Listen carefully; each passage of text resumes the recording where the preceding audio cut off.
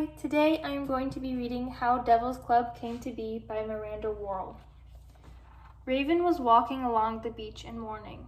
Many of the people in his village had fallen ill, and their shaman, the healer, had gone missing.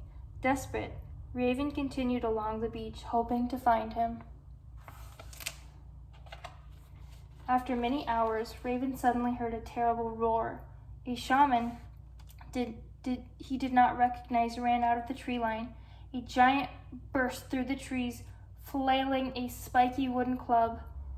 A giant grabbed the shaman and dragged him back into the woods. Troubled, Raven flew back to the village, thinking the giant must be the one who took our shaman.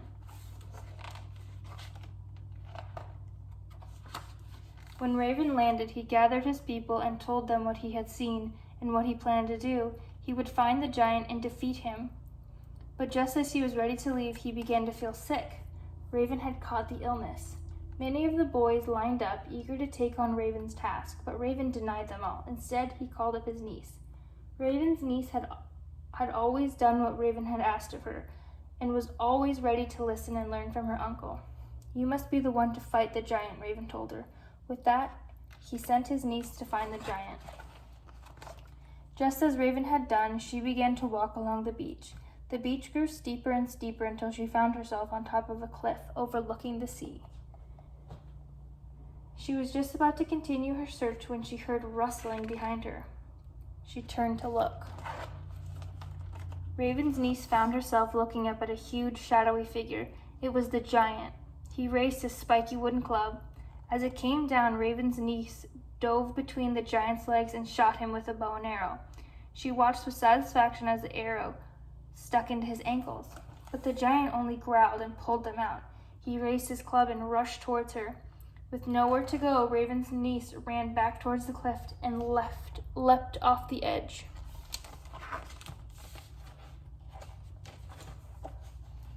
She closed her eyes and prepared to hit the water. After several moments, she realized she was no longer falling. She was in the village that looked very much like her home, except that all around her was tall beings that looked like half bird, half human. The leader approached her. "Welcome, we are the Thunderbird people. Tell us, what brings you here?"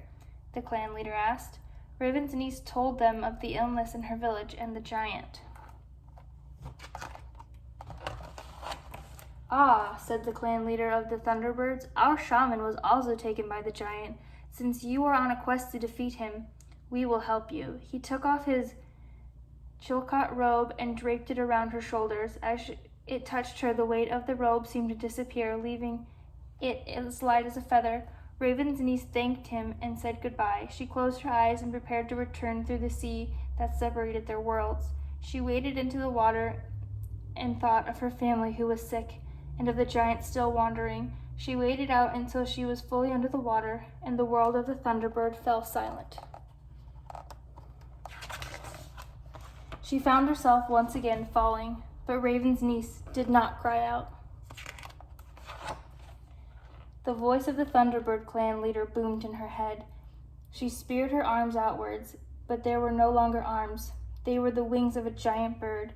They were the wings of a Thunderbird. She flew to the cliff where the giant still stood looking for her. She swooped down and grasped his spiky club with her talons and shredded it to pieces, then circled back. She sunk her talons into the giant, flew off with him, and dropped him into the water, far, far away. From then on, she was known as the girl who defeated the giant. She returned to the cliff and lay down in exhaustion. She realized she had also caught the illness. Again, the Thunderbird clan leader's voice called out to the girl, telling her what she must do. In a haze, she got up and began walking into the woods. The girl found that there were shreds of the giant's club had fallen. Spiky wooden plants had grown in their place. Taking one plant, she cut a piece of the inner bark and began to chew on it. Chewing on the plant gave her the strength to make it back to her village. The people were weary of the illness, but rejoiced in the girl's return. They asked many questions. In response, the girl told them of the Thunderbird people who had helped her. Then she told them how she defeated the giant and survived the illness. The girl pulled out the spiky wooden plant that she had collected.